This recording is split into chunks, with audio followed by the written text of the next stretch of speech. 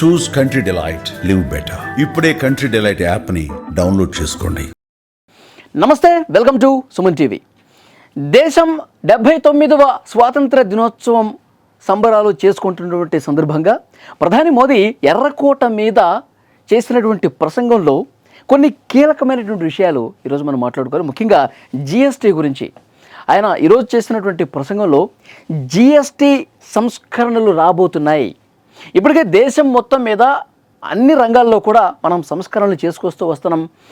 కొత్త తరం సంబంధించి కొన్ని కీలకమైన సంస్కరణలు చేసుకుంటూ మార్పులు చేర్పులు చేసుకుంటూ బలంగా ముందుకెళ్తున్నాం. మన దేశ సత్తా ఏమిటో ప్రపంచానికి చూపిస్తూ ఉన్నాం. మనం ఏ విధంగా ఎదుగుతున్నామో ప్రపంచం చూస్తూ ఉంది. సో డెఫినెట్గా జిఎస్టీ రంగంలో కూడా కొన్ని కీలకమైన సంస్కరణలు రాబోతున్నాయి. సామాన్య పేద మధ్యతరగతి ప్రజలకు లాభం చేకూరే విధంగా ఒక గొప్ప మార్పు జిఎస్టీలో రాబోతోంది. దీపావళి కానుకగా మేము ఈ సంస్కరణలు తీసుకొస్తున్నామని చాలా స్పష్టంగా ఎర్రకోటలో చేసిన ప్రసంగంలో ప్రధాని మోదీ అన్నారు. ఇప్పుడు ఒక చర్చ చాలా బలంగా జరుగుతుంది. జిఎస్టీకి సంబంధించి ఇప్పటికే మనకి 5%, 12%, 18%, 28% ఈ 4 రకాల స్లాబ్స్ ఉన్నాయి. వస్తు సేవలకు సంబంధించిన పన్నుల విషయంలో కేంద్ర ప్రభుత్వం ఈ 4 రకాల పన్నులు ప్రస్తుతం ఉన్నాయి కేంద్ర రాష్ట్ర ప్రభుత్వాలు. సో కేంద్రం వేసే పన్ను కావచ్చు, రాష్ట్రం వేసే పన్ను కావచ్చు, ఉమ్మడి పన్ను కావచ్చు, ఈ 4 రకాల స్లాబ్స్లో ఉన్నాయి. ఇంకా ప్రతి సందర్భంలో కూడా ప్రతిసారి జిఎస్టీకి సంబంధించినటువంటి మార్పులు చేర్పులకు సంబంధించిన భేటీలు జరిగినప్పుడు అంటే కేంద్రం అలాగే రాష్ట్ర ప్రభుత్వాల ప్రతినిధులందరూ కూడా ఒక భేటీ నిర్వహిస్తూ ఉంటారు. ఏమైనా మార్పులు తీసుకురావాలంటే అందరి అభిప్రాయాలు తెలుసుకుంటూ ఉంటారు. మార్పులు చేర్పులు జరుగుతూనే ఉన్నాయి. కానీ ఇప్పుడు ఒక గొప్ప మార్పు రాబోతోంది. దీనివల్ల ఇక ప్రభుత్వాల ఆదాయంతో పాటు పేద మధ్యతరగతి ప్రజల వాళ్ళ యొక్క కొనుగోలు శక్తి పెంచే విధంగా, వాళ్ళు కూడా సంతోషంగా స్వీకరించే విధంగా ఒక గొప్ప మార్పు తీసుకొచ్చేందుకు ప్రయత్నం జరుగుతున్నట్టుగా తెలుస్తోంది. ఈ 4 రకాల స్లాబులు కాకుండా కేవలం 2 స్లాబులు తీసుకొస్తే ఏ విధంగా ఉంటుందనే ఆలోచన జరుగుతోంది. 5%, 18% ఈ 2 రకాల స్లాబులు తీసుకొస్తే ఏ విధంగా ఉంటుందన్న ఆలోచన చేస్తూ ఉంది కేంద్రం. రాష్ట్రాలతో కూడా ఈ అభిప్రాయాలు పంచుకున్నారు. పేదవాళ్ళు, మధ్యతరగతి ప్రజలు, దిగువ మధ్యతరగతి ప్రజలు వీళ్ళందరూ కూడా ఈ జిఎస్టీ వల్ల కొంత ఇబ్బంది పడుతున్నటువంటి పరిస్థితి ఉంది. చాలా రకాల వస్తువులు ఈ పన్నులు పెరిగిపోవటం వల్ల కొనలేకపోతూ ఉన్నారు. కొనుగోలు శక్తి పెరగట్ల. దేశవ్యాప్తంగా ఈ జిఎస్టీ అమల్లోకి వచ్చిన తర్వాత కొన్ని పరిస్థితులు చూస్తే కొనుగోలు శక్తి పడిపోయినట్టుగా రికార్డ్స్ చెప్తా ఉన్నాయి. ఫర్ ఎగ్జాంపుల్, ఒక వస్తువు 50 రూపాయలు అనుకుందాం.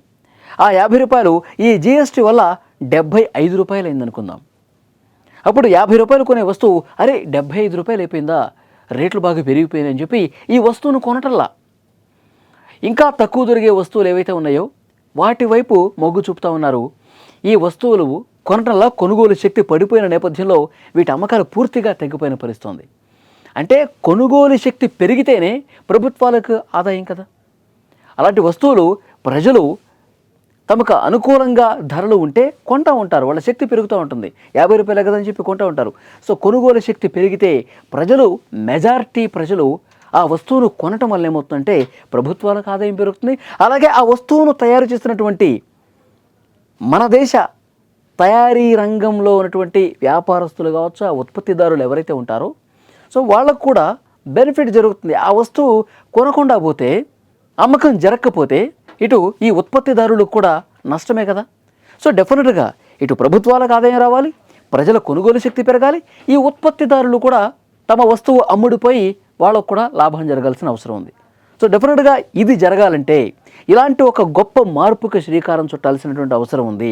గతంలో ఉన్నటువంటి పరిస్థితిని అంటే ఆ 5% పన్నులోనే ఈ విధంగా తీసుకొస్తే సో డెఫినెట్గా మేలు జరిగే అవకాశం ఉంటుందని చెప్పి భావిస్తోంది. ఇక ఈ 18% అంటారా, అది 18% పెడతారా లేకపోతే 28% పెడతారా? సో రెండో పన్నులే ఉందనుకుంటున్నారు. ఆ రెండో పన్ను 18 పెడతారా లేదంటే 28 పెడతారా అనేది ప్రభుత్వం ఇంకా తర్జన పడుతుంది. దీపావళి వరకు ఒక కొలుక్కు వచ్చే అవకాశం ఉంది. ఈ రెండో పన్ను విలాసవంతమైన వస్తువులు, లగ్జరియస్ ఏదైతే ఉంటుందో ఆ లిస్టులో ఉంటాయి. ఇప్పుడు స్టార్ హోటల్స్ కావచ్చు, లేకపోతే మనం ఒంటికి కొట్టుకునే సెంట్లు కావచ్చు, మంచి బ్రాండెడ్ షూస్ కావచ్చు, వాచ్లు కావచ్చు, స్పెట్స్ కావచ్చు, ఇట్లా కొంత విలాసవంతమైనటువంటి జాబితాలో చేరే వస్తువులు ఏవైతే ఉన్నాయో ఇవన్నీ కూడా ఆ లిస్టులో చేరుతాయి అనమాట. ఆ స్లాబ్స్లోకి వెళ్తాయి. అంటే కొంచెం డబ్బులు ఉన్నవాళ్ళు, ధనవంతులు కొనగలిగేటువంటి వస్తువులు, సేవలు ఏవైతే ఉంటాయో అది ఆ స్లాబ్లో పెడతారు. పేదవాళ్ళు, మధ్యతరగతి ప్రజలు, దిగువ మధ్యతరగతి ప్రజలు, సో వీళ్ళందరినీ కూడా 5%, 5%కే పరిమితం చేసే ఆలోచన చేస్తూ ఉంది.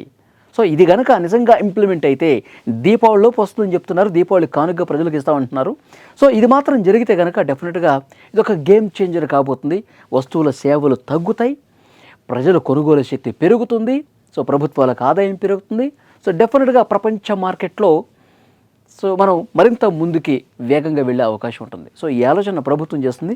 ఆ సూచనే ప్రధానమంత్రి మోదీ గారు స్వాతంత్ర దినోత్సవ వేడుకల్లో ఎర్రకోట నుంచి చేసిన ప్రసంగంలో మాట్లాడారు. ఫ్రెండ్స్, మీకేమనిపిస్తుంది? జిఎస్టీ స్లాబ్స్ని 4 2కి కుదించడం ద్వారా లాభం చేకూరుతుందని చెప్పి భావిస్తూ ఉన్నారా? కామెంట్ బాక్స్లో తప్పకుండా తెలియజేయండి.